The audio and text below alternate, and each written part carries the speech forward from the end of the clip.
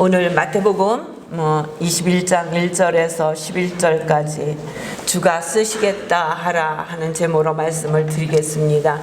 오늘은 종려주일입니다. 종려주일은 8절 보세요. 무리들이 대다수는 그들의 겉옷을 길에 펴고 다른 이들은 나뭇가지를 베어 길에 펴고 앞에서 가고 뒤에서 따르는 무리가 소리 높여 이르되 호산나 다윗의 자손이여 찬송하리로다. 호산나를 외치며 주님이 예루살렘에 입성하시는 것을 종려주일이라고 합니다. 그러니까 예수님의 마지막 일주일, 생애 일주일, 그리고 오늘은 예루살렘으로 입성하시는 날입니다. 그러면 왜 예수님께서 예루살렘으로 들어가시는가? 예루살렘에 들어가시는 이유를 주님께서 직접 말씀하셨어요. 우리 20장 18절 19절 우리 함께 봉독합니다. 그 앞에요. 바로 앞장이니까 20장 18절 19절 우리 함께 봉독합니다. 시작.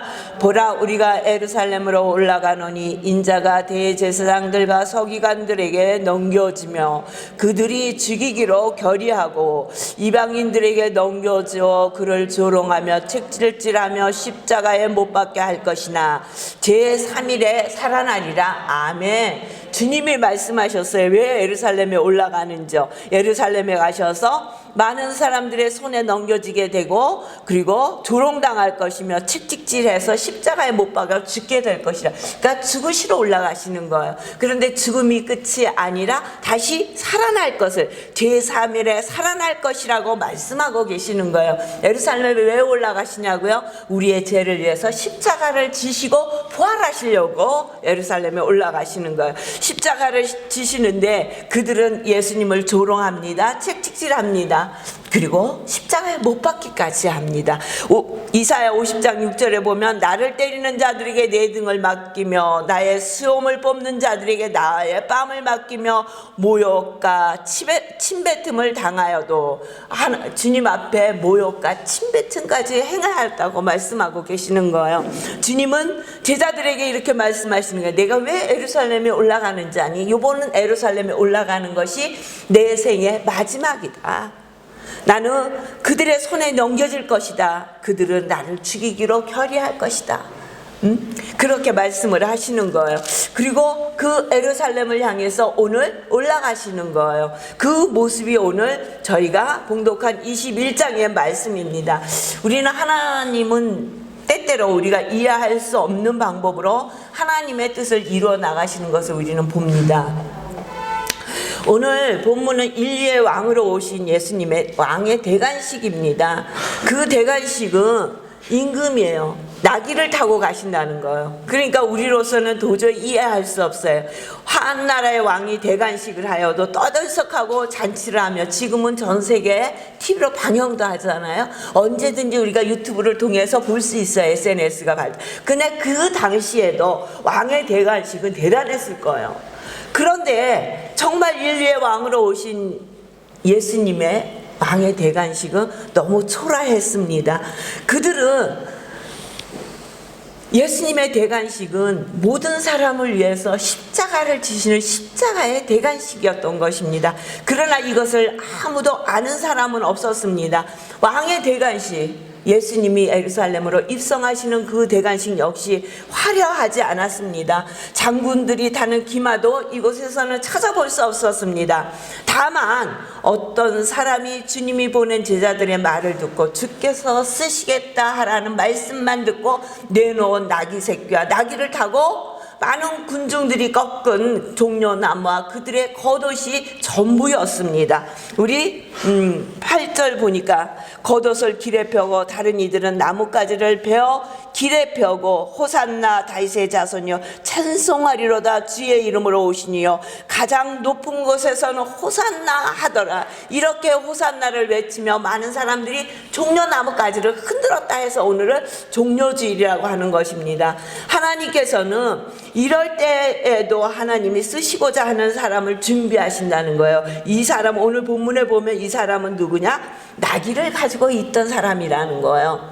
나귀를 가지고 있던 사람은 예수님의 말씀만 듣고 예수님에게 직접 보낸 것이 아니라 제자들을 통해서 예수님이 말씀하실 때 제자들에게 나귀를 줘요. 1절에 보세요. 그들이 예루살렘에 가까이 가서 감난산 백박에 이르렀을 때 예수께서 두 제자를 보내시며 이르시되 너희는 맞은편 마을로 가라. 그리하면 곧 메인 나귀와 나귀 새끼가 함께 있는 것을 보리니 풀어 내게로 끌고 오라. 만일 누가 무슨 말을 하거든 주가 쓰시겠다 하라. 그리하면 즉시 보내리라.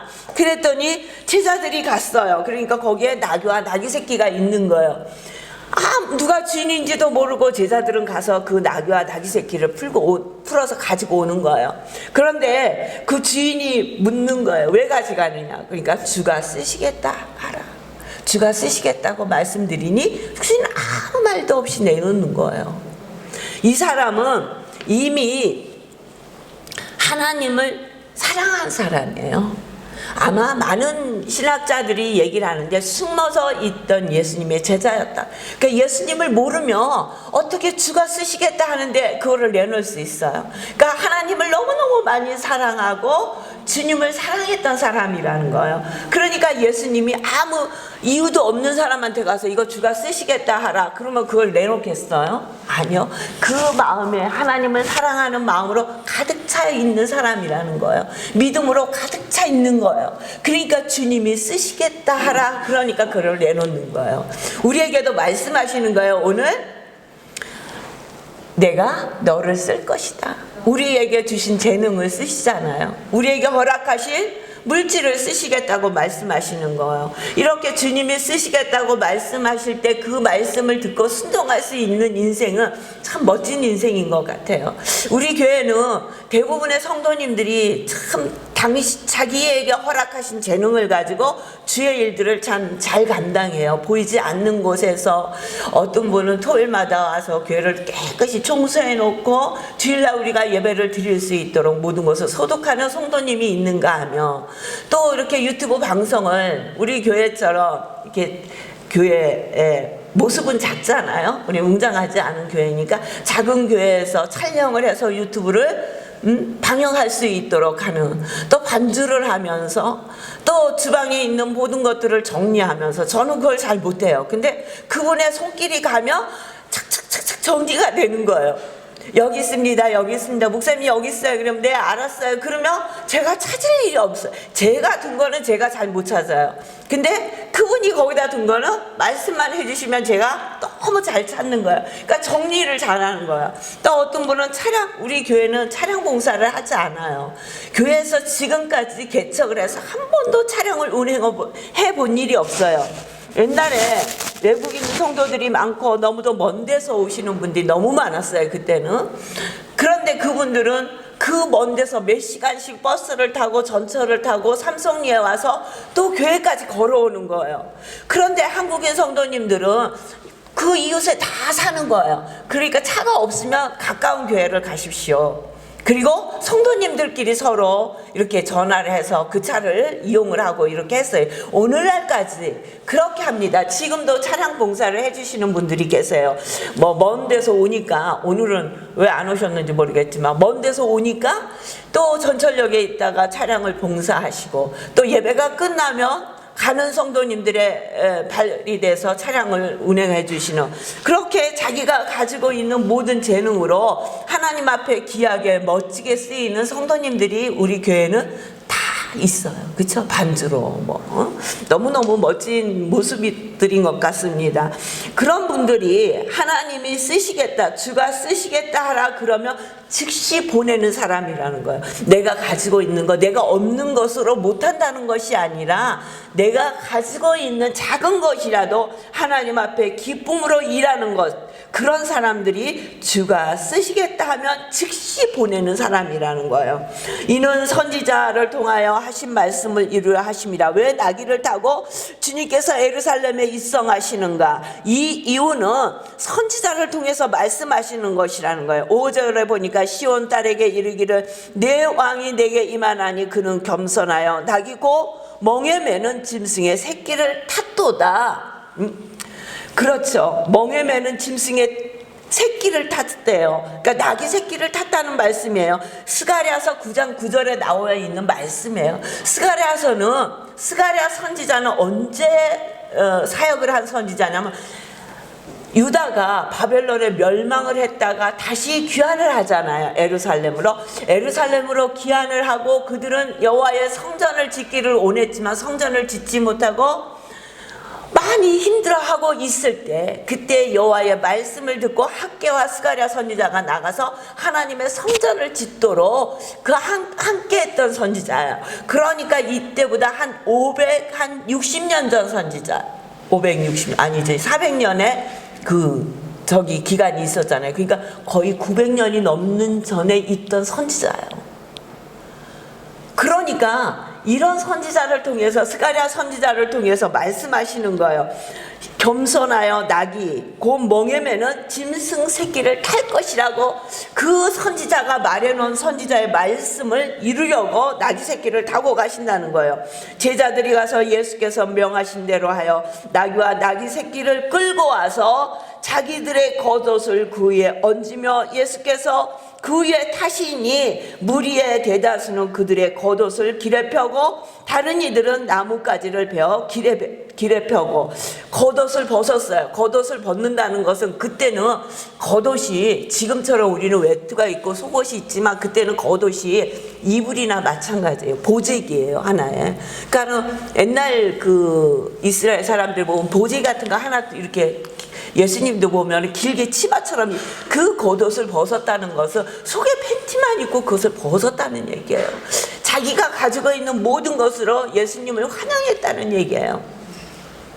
그리고 그것도 하면서 종려나뭇가지를 베어서 길에서 호산나를 외쳤다는 거예요. 종려나뭇가지는 승리를 나타내는 거예요. 호산나 호산나 호산나라고 외쳤다는 얘기는 호산나는 시편 111편 25절에 보면 여호와여 구하옵나니 이제 구원하여 여호와여 우리가 구하옵나니 이제 형통케 하소서 우리를 구원하여 주시옵소서. 이 시편 118편 25절이 유래가 돼서 우리를 구원하소서라는 뜻이에요. 호산나 우리를 구원하소서 우리를 형통케 하소서 하는 그런 뜻으로 호산나 다윗의 자손이여 찬송하리로다 주의 이름으로 오시는 이여 가장 높은 곳에서 호산나라.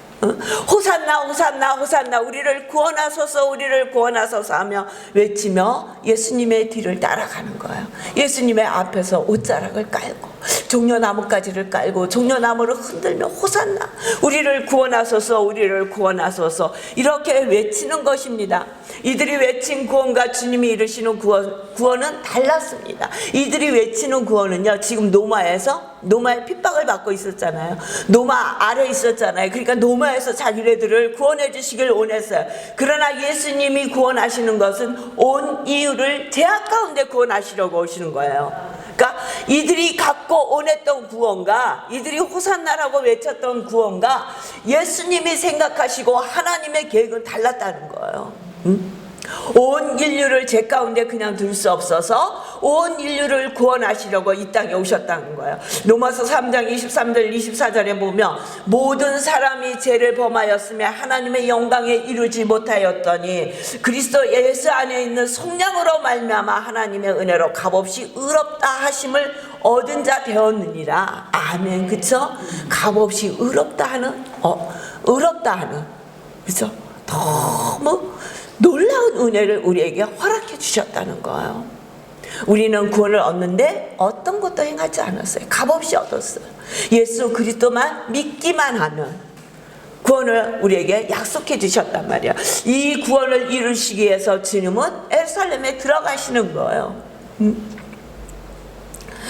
주께서 쓰시겠다 하는 말씀을 듣고 나귀를 주님 앞에 내놓을 수 있는 모습이 예수님의 구원을 이루는 받침이 되었어요. 밑받침이 되었다는 거예요.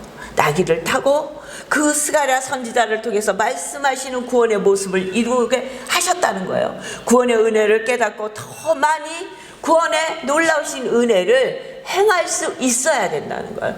우리는 이 땅에 살면서 정말 무엇이 가장 큰 은혜입니까? 무엇이 가장 큰 축복입니까? 무엇이 가장 큰 축복이에요?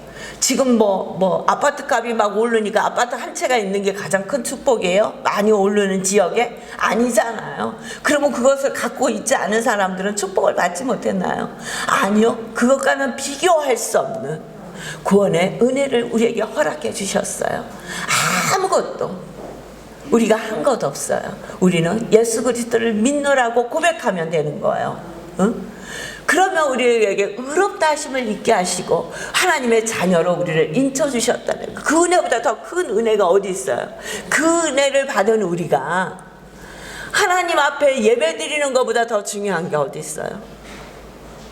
우리가 할 수 있는 최선의 것은 하나님을 이 땅에 창조하신 이유는 이사야 43장 21절에 보면은 찬양을 받기 위해서, 우리의 찬양을 받으시려고. 그 찬양이 뭐예요? 예배잖아요. 우리가 이렇게 온전한 마음으로 드려지는 예배, 이 예배를 받으시려고 예수님은 이 땅에 오셨고 우리를 위해서 십자가를 지시기 위해서 오늘 예루살렘으로 입성하시는 거예요. 그래서 오늘부터 고난주간이 시작되는 거예요.